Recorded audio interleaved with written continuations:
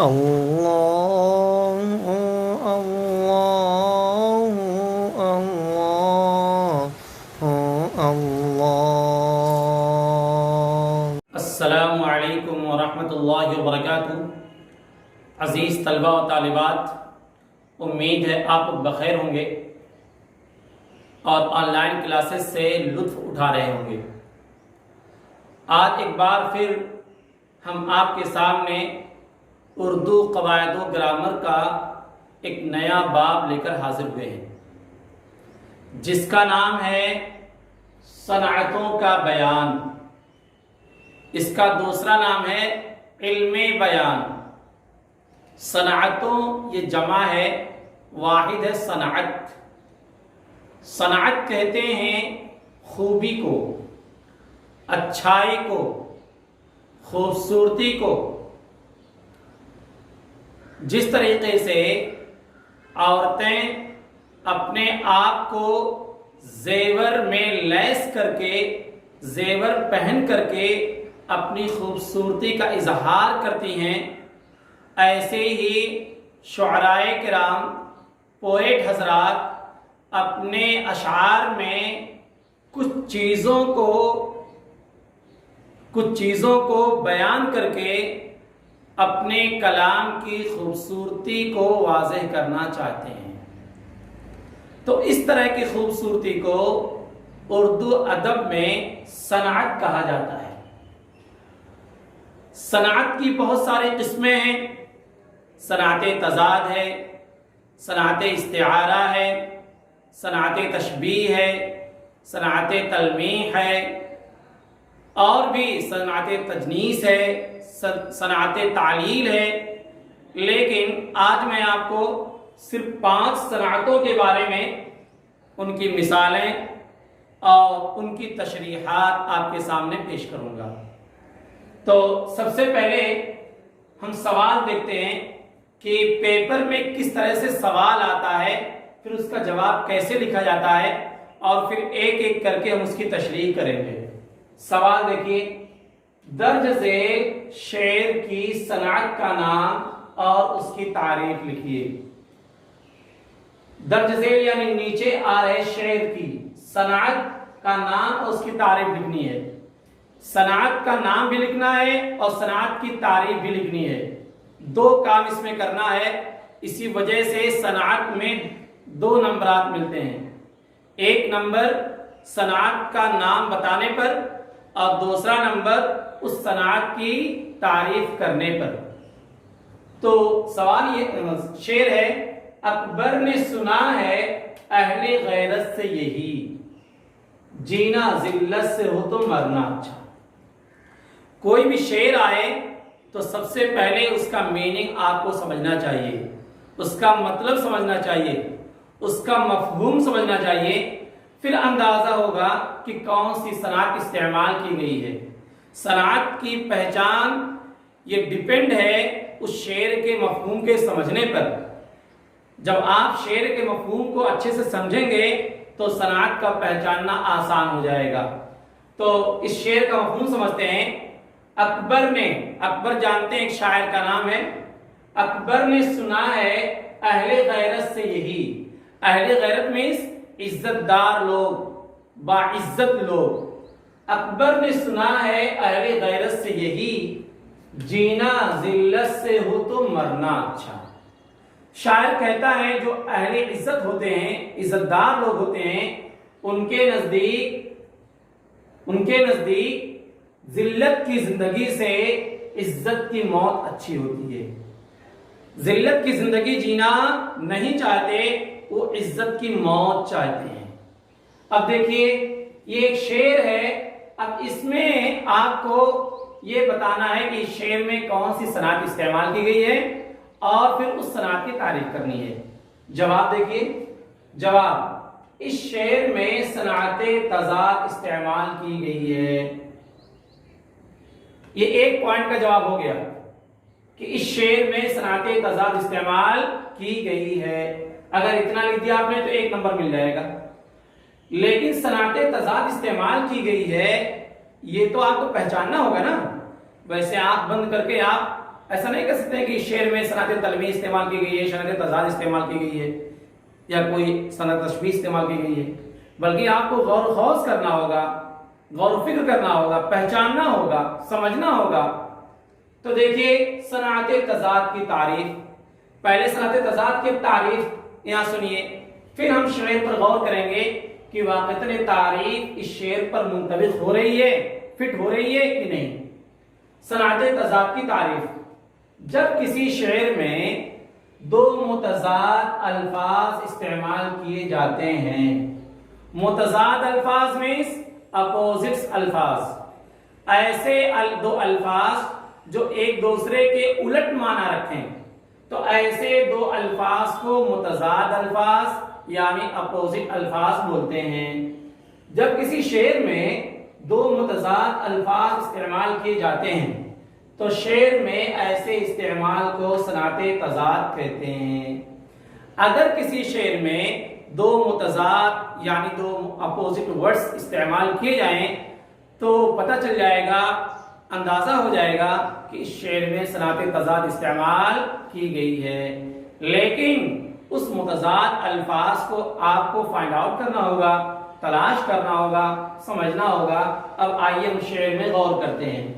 अकबर ने सुना है अहले गैरत से यही, जीना जिल्लत से हो तो मरना अच्छा।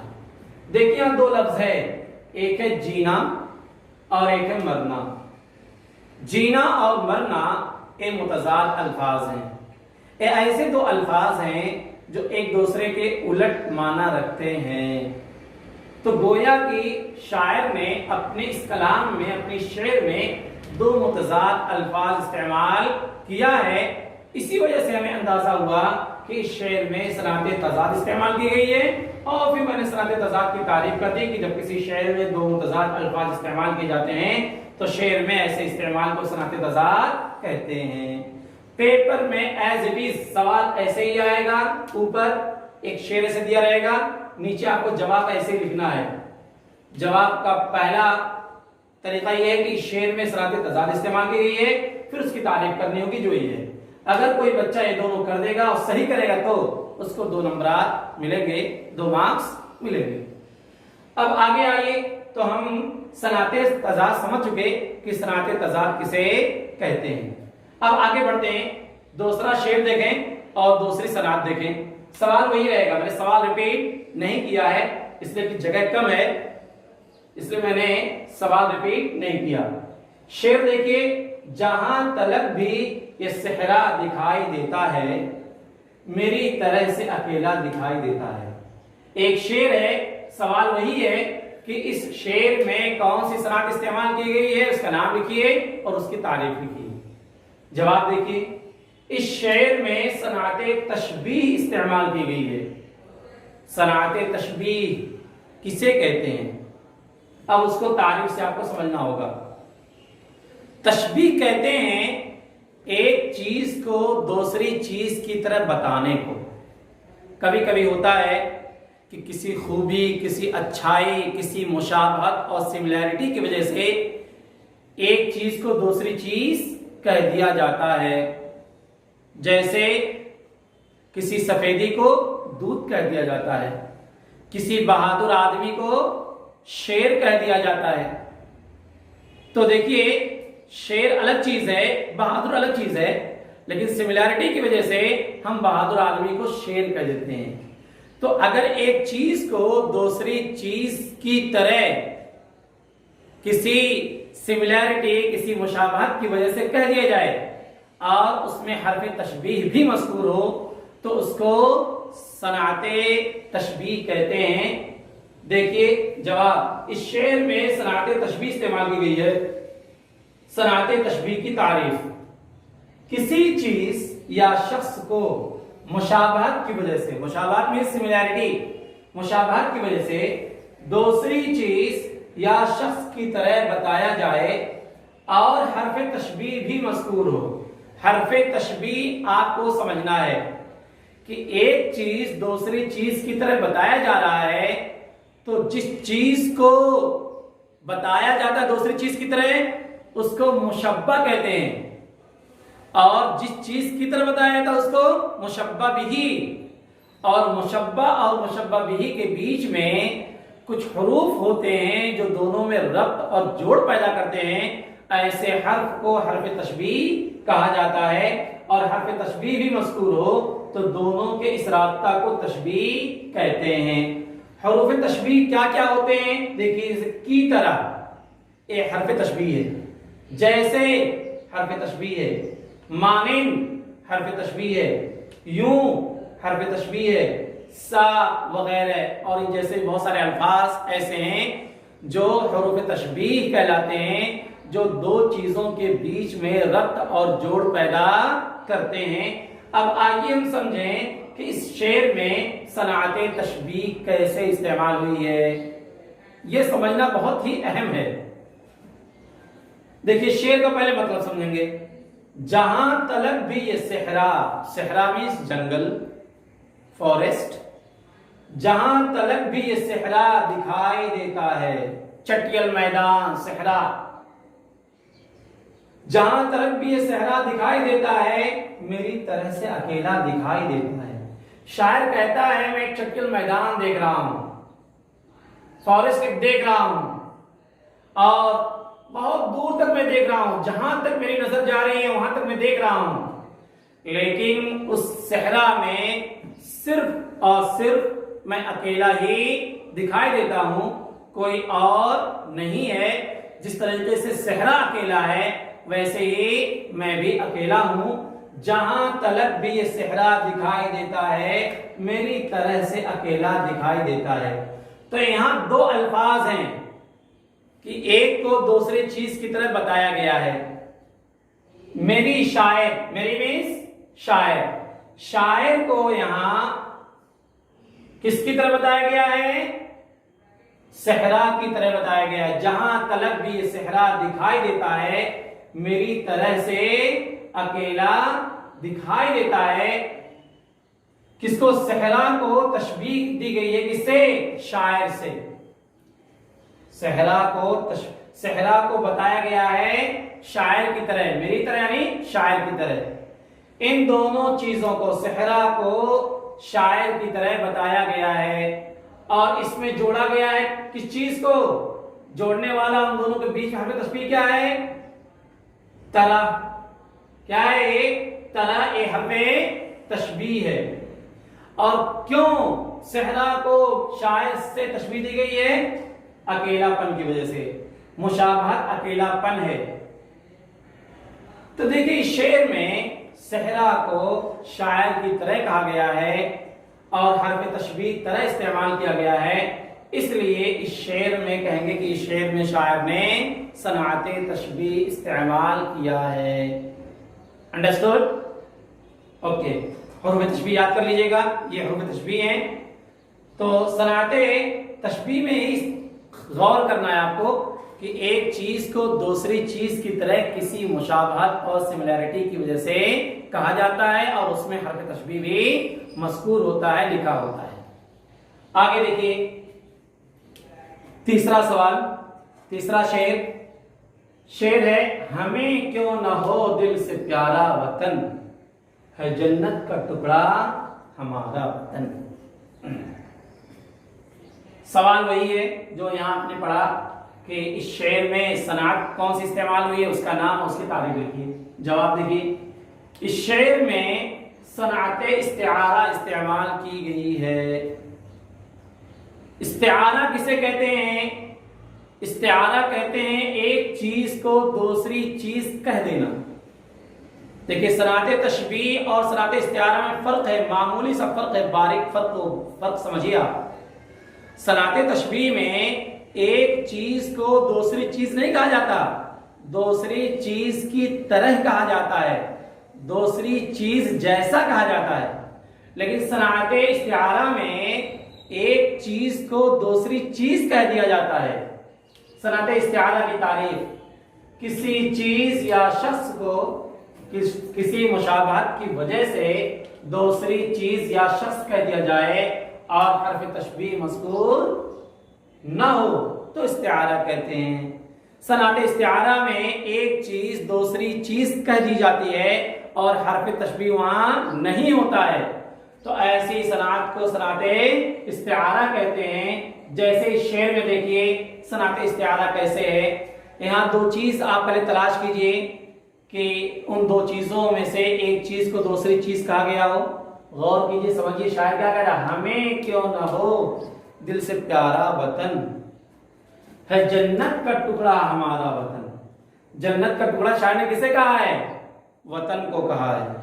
تو دیکھیے وطن کو شاعر نے جنت کا ٹکڑا کہہ دیا ہے، ایک چیز کو دوسری چیز کہہ دیا ہے، وطن کو جنت کا ٹکڑا کہہ دیا ہے، اور یہاں حرف تشبیہ موجود نہیں ہے، تو پتہ چلا ہمیں کہ شاعر نے یہاں صنعت استعارہ استعمال کیا ہے۔ رائٹ، اوکے، نیکسٹ چوتھا سوال۔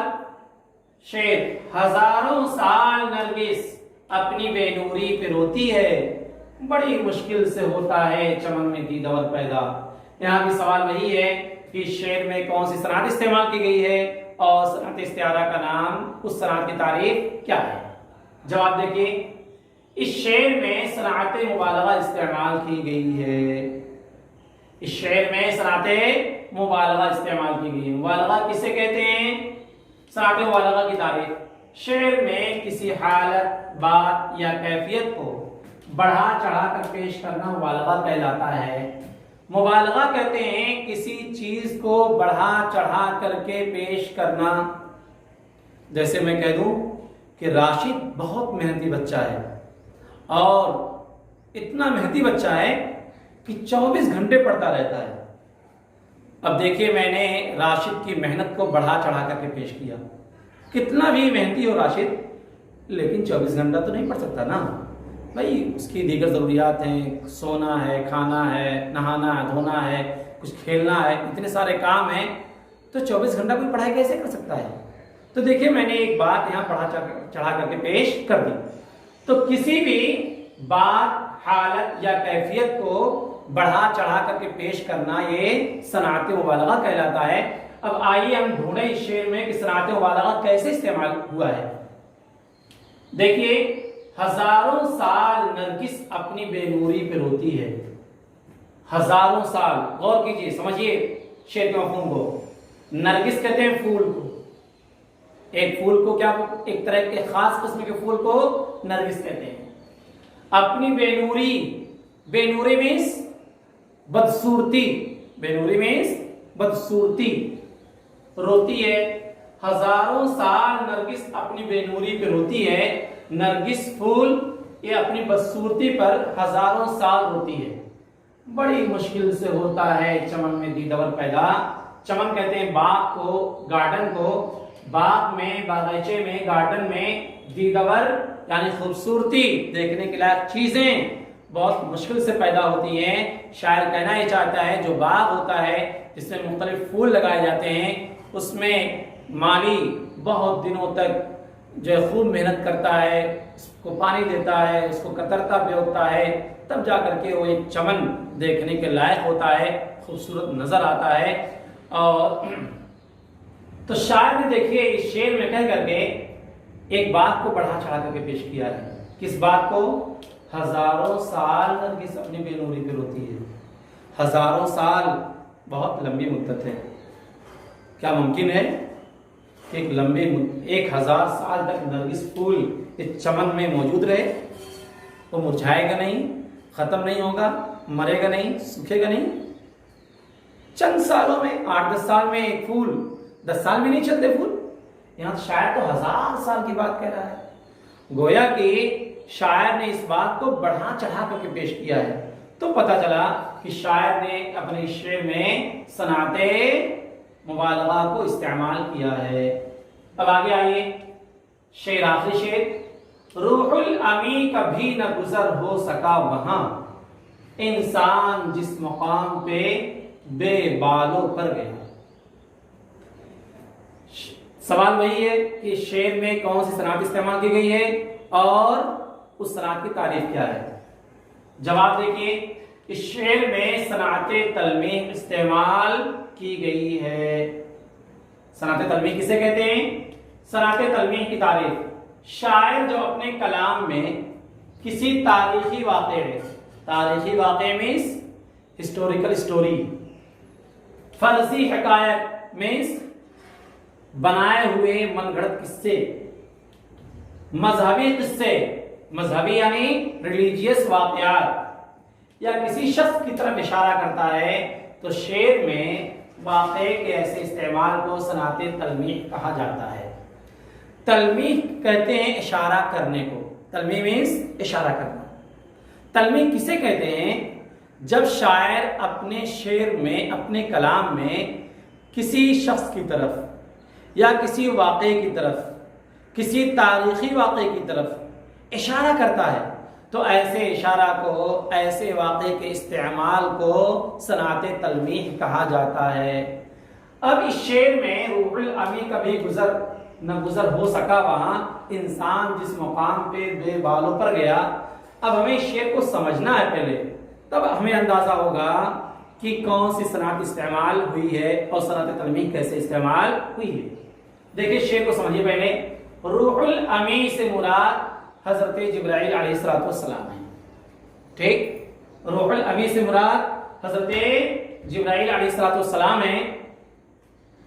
और रूहुल अमी कभी न गुजर हो सका वहां इंसान जिस मुकाम पे, इंसान से मुराद यहाँ आप सल्लल्लाहु अलैहि वसल्लम है।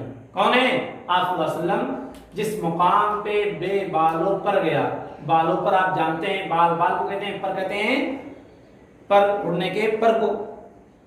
तो दरअसल शायर ने इसमें मेराज के वाक़े की तरफ इशारा किया है।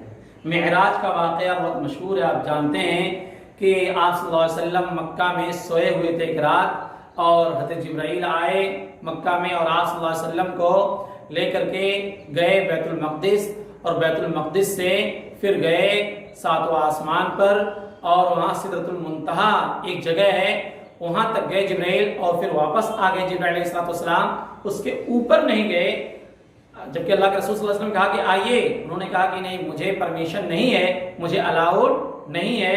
तो इसी वाक़े की तरफ शायर ने इशारा किया है कि रूहुल अमी कभी न गुजर हो सका वहां, हजरत जिब्राइल भी वहां नहीं जा सके।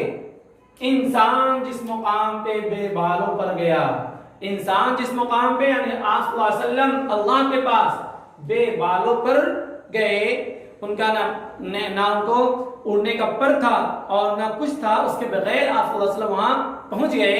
तो गोया के शेर में शायर ने आप सल्लल्लाहु अलैहि वसल्लम की तारीफ की है, और तारीफ करते हुए इसी वाक़े की तरफ, मेराज के वाक़े की तरफ इशारा किया है। तो समझ में आया कि शायर ने इस शेर में सनाते तलमीह को इस्तेमाल किया है। तो ये 5 सनातें थी जो मैंने वाज़े किया आपको: सनाते तज़ाद, सनाते तशबीह, सनाते इस्तिआरा, सनाते मुबालगा और सनाते तलमीह।